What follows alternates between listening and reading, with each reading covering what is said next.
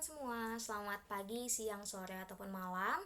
Kapanpun teman-teman menyaksikan video ini dan dimanapun kalian berada. Perkenalkan, saya Livia Rika Bahrin, mahasiswi program studi Sastra Indonesia Angkatan 2018 di Universitas Muhammad Warman. Dan saat ini saya menempati kelas B. Jadi kedepannya dalam video ini saya akan membahas mengenai hal yang sering banget kita lakukan dalam kehidupan sehari-hari, bahkan gak lepas dari kehidupan manusia, yaitu komunikasi. Tentunya teman-teman semua di sini pernah dong ya komunikasi sama orang lain, entah itu teman, entah itu kenalan, entah itu keluarga, pokoknya sama orang-orang di sekitar kita pasti pernah lah ya seenggaknya 1-2 kali atau bahkan selalu ngobrol sama orang yang entah itu aja atau orang yang baru kalian temui. Jadi ini sebenarnya yang akan saya bahas ke depannya itu mengenai wujud atau hasil dari komunikasi itu, yang mana dari komunikasi itu kan kita mungkin ada gestur, ada kata atau ada kalimat yang kita lakukan dalam berkomunikasi dengan orang lain. Nah, jadinya hasil dari komunikasi itu atau wujud dari komunikasi itu disebut dengan tindak tutur. Tindak tutur ini sendiri merupakan salah satu kajian dalam mata kuliah pragmatik yang saya pelajari di semester ini, dan kedepannya saya bakal menjelaskan mengenai jenis tindak tutur berdasarkan pendapatnya Austin yang ada 3, yaitu lokusi, ilokusi, dan perlokusi. Nah, jadi kalau misalnya tindak tutur ini dia yang bahas apa sih, kajian dari bahasanya itu lebih ke aspek pemakaian aktualnya, jadi atau bisa disebut dari segi praktiknya langsung begitu. Jadinya kalau misalnya langsung aja kita bakal masuk ke pembahasan mengenai lokusi, ilokusi, dan perlokusi ini ya. Oke, jadinya kalau misalnya lokusi itu adalah tuturan itu ucapan, ujaran yang diucapkan oleh seseorang atau yang kedepannya bakal kita sebut sebagai penutur kepada orang lainnya atau lawan bicaranya yang kedepannya bakal kita sebut dengan istilah mitra tutur. Jadi semoga teman-teman udah gak bakal asing lagi ya sama istilah ini. Oke, jadi kalau misalnya lokusi itu dia cuma sekadar ungkapan yang gak punya maksud apa-apa, cuma sekadar diberitahukan oleh penutur ke mitra tuturnya, sekadar pernyataan yang sifatnya informatif dan terserah mau direspons atau enggak sama si mitra tutur, ya nggak apa-apa, karena dia cuma, sekali lagi ditegaskan bahwa lokusi ini merupakan suatu ungkapan, suatu tuturan yang disampaikan penutur tanpa ada tendensi apapun. Nah, jadinya contohnya itu hari ini hujan lagi deras banget di kota. Jadi itu sekadar informasi yang disampaikan oleh penutur kepada mitra tuturnya, dan dia cuma sekadar memberitahukan, oh ini lagi hujan. Terus habis itu penutur, si mitra tutur bebas, entah dia mau meresponi, entah mereka selanjutnya mau cerita-cerita soal hujan atau cerita soal kota itu, ya itu tanpa benar-benar nggak ada hal yang diharapkan dari si penutur terkait hal yang udah dia sampaikan ke mitra tuturnya tadi. Oke, selanjutnya itu ada ilokusi. Nah, kalau misalnya ilokusi ini beda dari lokusi tadi.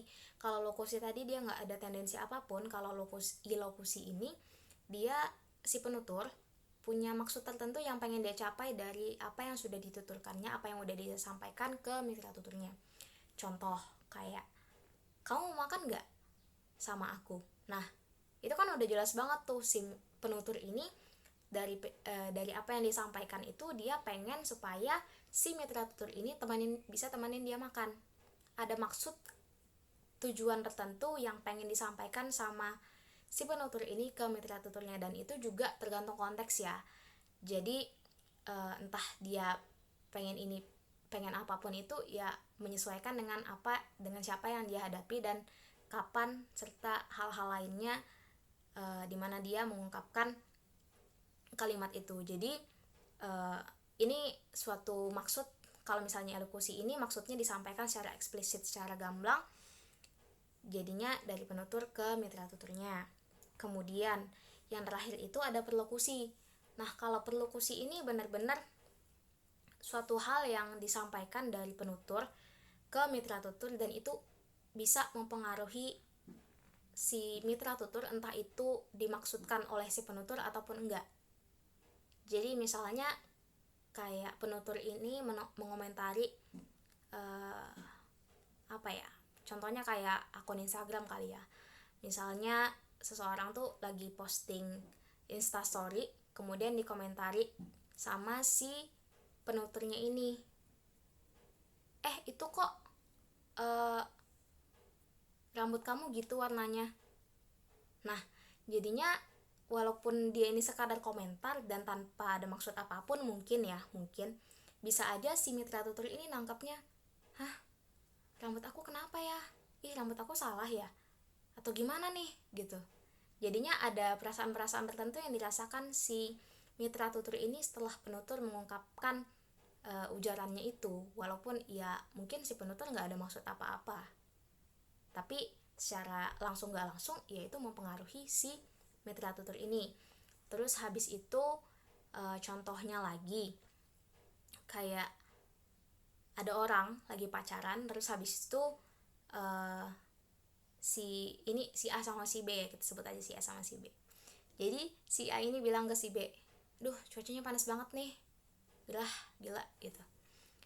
Nah tapi si B ini bisa aja nangkapnya antara dua ya, cuma si A ini nyampaikan informasi terus dia diam aja, atau bisa aja yuk kita ke situ, kayaknya di situ ada minuman seger deh gitu. Jadi antara si A ini dia cuma mengomentari hari ini, atau memang sebenarnya dia pengen supaya si B ini meresponi apa yang diucapkannya itu lewat tindakan berupa ngajakin si A cari minuman seger yang bisa mengurangi panasnya hari.